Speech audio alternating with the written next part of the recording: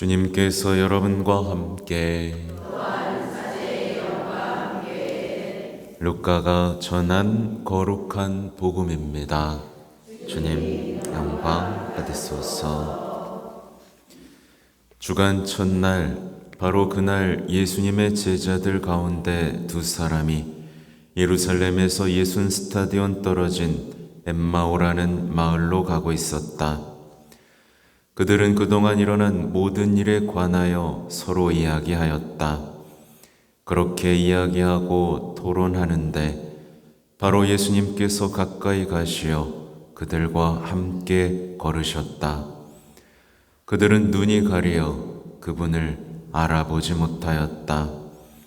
예수님께서 그들에게 걸어가면서 무슨 말을 서로 주고받느냐 하고 물으시자 그들은 침통한 표정을 한 채 멈추어 섰다.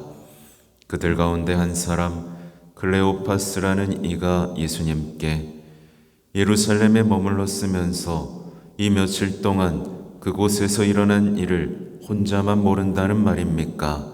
하고 말하였다. 예수님께서 무슨 일이냐 하시자 그들이 그분께 말하였다. 나자렛 사람 예수님에 관한 일입니다. 그분은 하느님과 온 백성 앞에서 행동과 말씀에 힘이 있는 예언자셨습니다. 그런데 우리의 수석 서재들과 지도자들이 그분을 넘겨 사형 선고를 받아 십자가에 못 박히시게 하였습니다.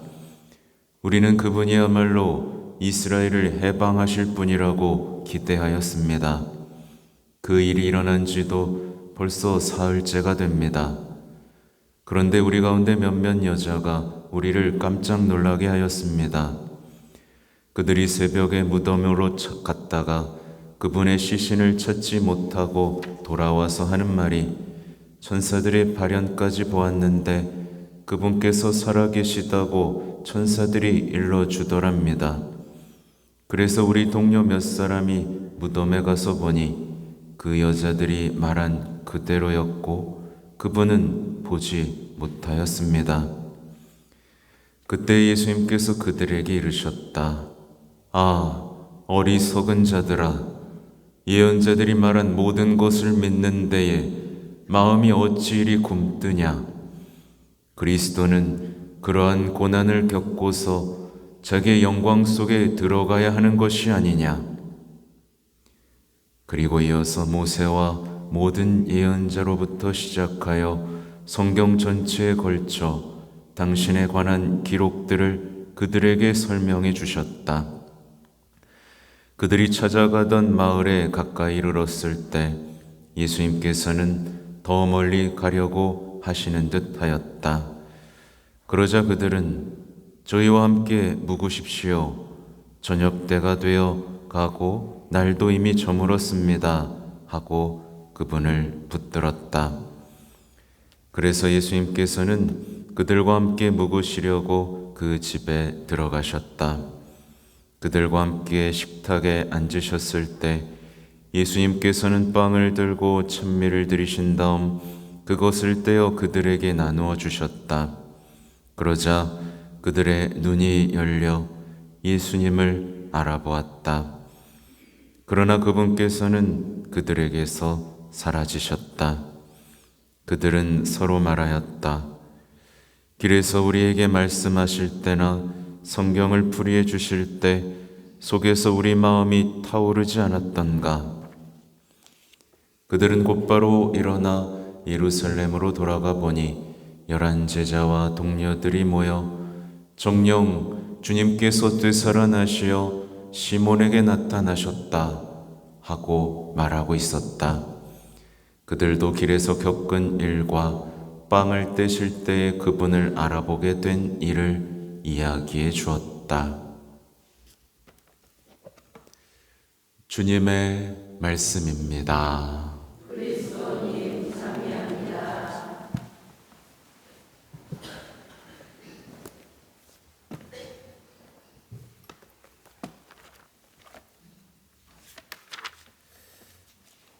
참 예수님,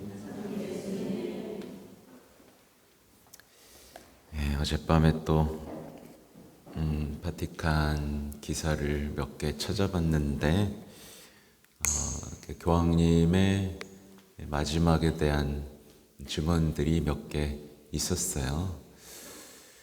교황님은 돌아가시기 전날 저녁도 이렇게 드실 만큼 괜찮으셨던 것 같습니다.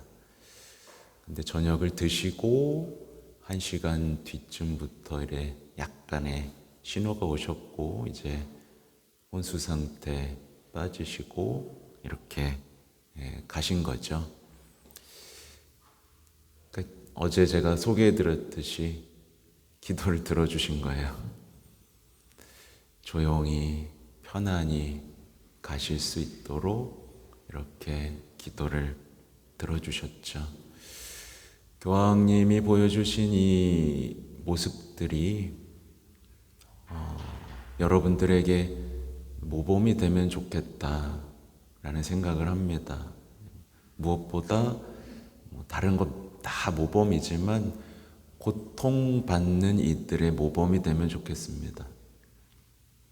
많은 고통 속에서 어떻게 사셨는지 그 모범이 되시면 좋겠어요. 여러분이 몸이 약해지고 병들었을 때 어떤 모습으로 지내야 하는지 모범이 되면 좋겠고, 이 앞에 이제 로마 백성의 구원이라는 이 성모화가 있죠. 원래 크기는 한 1m가 넘는 세로로 큰 성화고, 이게 루카 복음 사가가 그렸다고 전해집니다. 좀 특이하죠. 성모님이 우리를 보고 계십니다. 우리의 중재자, 은총의 중재자라는 뜻이기도 하고, 손 모양도 좀 특이하세요. 예수님은 강복을 하고 계시고 성모님은 예수님을 꼭 아는 유대감 속에서 이제 천상의 모, 이렇게 황제가 쓰던 이 수건도 갖고 있고, 어쨌든 하느님의 어머니라는 표시도 있습니다. 교황님이 얼마나 많이 위로를 받으셨고, 또 코로나 때도 바로 이곳에서 이 그림 앞에서 기도하셨던 바로 그 옛날에도 그 전에도 전염병이 돌 때마다 구원을 주셨던 성모화라는 거 기억하시면 좋겠습니다. 근데 그거 있어요. 사람들은 제가 무슨 교황님을 만났을 거야. 전 교황님하고 말 섞어본 적도 없고 손을 잡아본 적도 없고 눈빛을 교환한 적도 없습니다. 로마에 가본 적도 없습니다. 근데 이상하게도 보지 않고도 사랑하게 됐습니다. 여러분도 그렇게 되시길 바라요. 저한테는 은총이죠. 성모님도 제가 성모성제 한 번 안 가보고 사랑에 빠지게 해주셨죠. 정말 감사할 따름입니다. 어젯밤에 이제 엠마오에 관한 교황님의 말씀을 또 찾아봤습니다. 희망의 교리 교육 중의 일부예요. 그래서 그때 마지막 부분에 이렇게 말씀하세요. 예수님께서는 언제나 우리 곁에 계시며 희망을 주시고 우리의 마음을 데워주시며 이렇게 말씀하십니다. 앞으로 나아가라. 내가 너와 함께 있다. 앞으로 나아가라. 참 예수님의 모습은 참 특별하죠. 그들은 거꾸로 걷고 있었습니다. 그렇죠? 거꾸로 걷고 있었어요. 근데도 같이 걸으십니다. 이게 희망이죠. 우리가 예수님하고 반대 방향으로 고통과 실망 중에 걷더라도 같이 걷고 계신 겁니다. 우리의 길을 경청하시고 우리의 마음을 보듬어 주시고 그 다음 생명의 말씀으로 우리의 마음을 데펴 주시고 다시 희망하게 바꿔 주시는 바로 그분의 모습을 우리에게 선물해 주시는 거죠. 이어서 이렇게 말씀하세요. 엠마오로 가는 길의 비밀은 바로 이것입니다. 겉으로는 달라진 것이 없어 보여도 우리는 여전히 사랑받고 있으며 하나님께서는 결코 우리를 사랑하기를 멈추지 않으신다는 사실입니다. 하나님께서는 언제나 가장 고통스러운 순간에도 가장 힘든 순간에도 패배의 순간에도 우리와 함께 걸으십니다. 바로 그곳에 주님이 계십니다.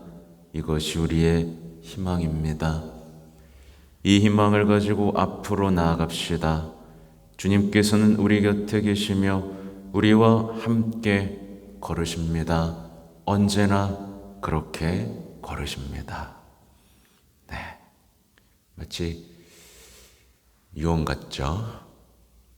그리고 이 맥락은 얼마 전 부활 강복하고도 이어지죠.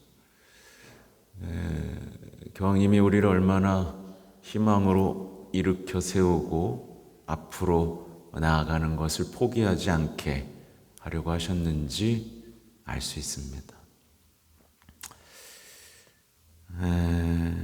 제가 이 적은 거는 어떻게 보면 다 교황님에 대한 기억이에요. 일독서를 보면 불구자가 나옵니다. 제 얘기입니다. 아름다운 문 앞에 들어가지 못한 채 구걸하던 사람. 사제가 되었지만 사랑과 인정만을 구걸하던 사람. 네, 진짜 믿음의 문, 희망의 문으로 들어가지 못한 채 구걸만 하던 사람.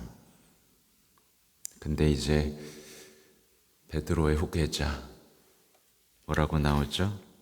네, 은도 금도 없는 그 가난한 베드로의 후계자가 저를 일으켜 준 거죠. 하나님께서 사랑이시고 그리스도께서는 살아계시다는 사실을 알고 일어서게 해주셨습니다. 다시 걸을 수 있게 된 거죠. 희망으로, 자비에 대한 확신으로 걷게 해주셨고, 가난이 주는 위력, 예수님이 이름이 주는 그 위력과 자유, 부요함, 풍요로움, 이런 것들을 알려주셨습니다. 온 삶으로요. 악이 더 이상 우리를 지배하지 못한다는 것, 확실히 제 머릿속엔 각인이 됐습니다. 악은 더 이상 지배하지 못합니다. 사람들은 악 때문에 힘들어하죠. 그렇죠? 네. 하지만 악은 우리를 지배하지 못합니다. 이미 패배했어요. 끝난 게임을 하고 있는 겁니다. 하나님께서는 무한한 자비로 악을 물리치셨습니다. 무한한 자비로요. 그들의 교만을 완전히 꺾어버렸습니다. 하나님의 어린 양은 승리하셨고, 저는 이제 그것을 믿고 껑충껑충 뛰게 된 거죠. 불구자에서 껑충껑충 뛰는 사람. 그래서 하나님께 희망을 두는 이들, 평화를 바라고 건설하는 이들, 그 안에서 성취 안에서 살아가는 이들이 얼마나 행복합니까? 여러분들 이렇게 행복해지길 바라고요. 교황님과 함께 이렇게 외칠 수 있죠. 우리 부속가하지 않습니까? 그리스도 나의 희망 죽음에서 부활했네. 이게 허튼 노래로 끝나지 않기를 바랍니다. 그리스도 나의 희망 죽음에서 부활했네. 뭐가 무섭습니까? 주님께서는 영원히 살아계십니다. 그리고 우리를 영원히 살게 해주셨습니다. 뭐가 부족합니까? 왜 불구자처럼 구걸하고 살아갑니까? 사랑, 인정? 예수님께서 주셨는데 뭐가 부족합니까?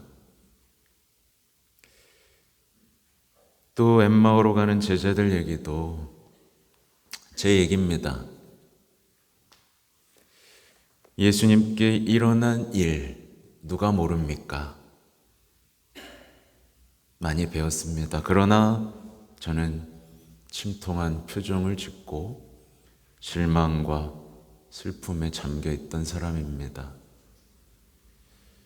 예수님에 관한 얘기를 듣기도 했고 수많은 글도 썼지만 아무것도 이해하지 못한 채 떠들기만 하는 사람이었습니다. 매년 부활이 와도 기쁨보다는 아픔과 절망을 곱씹는 습관 속에서 희망 없이 슬픔 속을 걷고 있던 사람, 그게 접니다. 근데 희망이 이제 산산조각 났다고 생각했을 때 교황님이 저와 조용히 동행해 주신 거죠. 그리고 다시 희망을 되살리고 마음에 불을 지펴주신 겁니다. 교황님께서는 저에게 그걸 알려주셨어요. 그러니까 사람들의 패배와 고통, 희망과 실망에 대한 이야기들을 경청하라, 들어라. 그리고 생명의 말씀으로 답해라. 희망의 증언으로, 사랑의 증언으로 답해라. 다시 사람들의 가슴 속에서 희망이 타오르도록 그들을 한 사람 한 사람 잡아 일으켜라. 교황님께서 가신 길을 보면 그리스도인이 가야 할 길이 보이죠. 교황님께서 정말 놀라웠게도 교황님도 이제 교황직의 마지막 성적표 뭐라고 말씀하셨을 것 같아요? 뭘 많이 했다? 많이 다녔다? 아니요. 마테오복음 최후 심판. 먹을 것을 주었는지, 찾아갔는지, 옷을 주었는지, 그걸로 심판받을 것이다. 예외가 없습니다. 평신도든 추기공, 주교, 교황이든 마지막 심판의 기준은 그들과 함께 했느냐, 아니면 나만 편안하고 아늑하게 살았느냐, 그분의 말씀대로 부활의 기쁨을 전했느냐, 아니면 부활 없이 살았느냐, 너무나 명백하고 부인할 수 없는 기준입니다.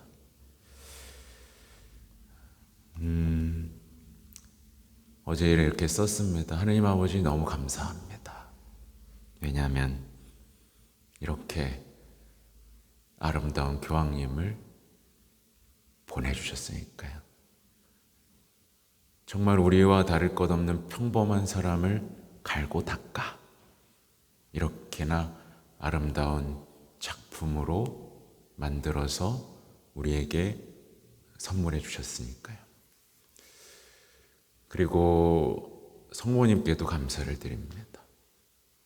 그 보석을 함께 하시면서 지켜주셨으니까요. 우리는 정말 놀라운 시대를 살고 있습니다. 놀라운 시대를요. 사람들은 전쟁, 불의, 악 이런 것들을 보면 실망에 빠지지만 아니요.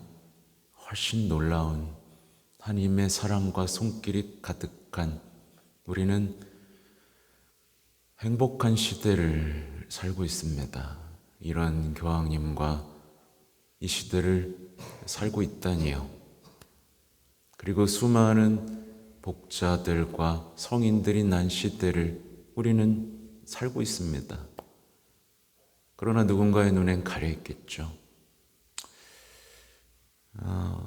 우리는 행복한 사람들입니다. 눈을 떠야 합니다. 다시 들을 수 있어야 되죠.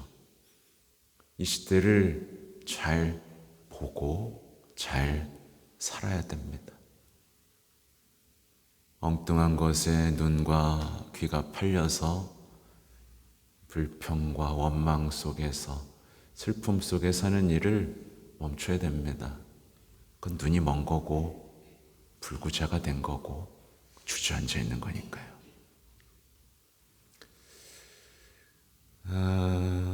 더 많은 분들이 이 추모의 기간에 미사에 참여하기를 바랍니다.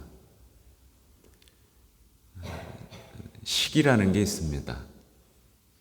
회개의 때라는 게 있고요. 추모의 때라는 게 있습니다. 가끔 안타까울 때가 있습니다. 교황님이 돌아가셨는데 무관심인 거예요. 그냥 혼자 살아가. 당연히 하느님의 사랑을 발견하겠습니까? 하나님이 보내주신 사람, 그 사랑을 통해 하신 일들을 못 알아보는데 하나님께 무슨 사랑과 관심을 드리겠어요? 더 많은 이들이 함께하며 회개하고 다시 희망으로 일어날 수 있도록 여러분도 함께 기도해 주시기 바랍니다. 아멘.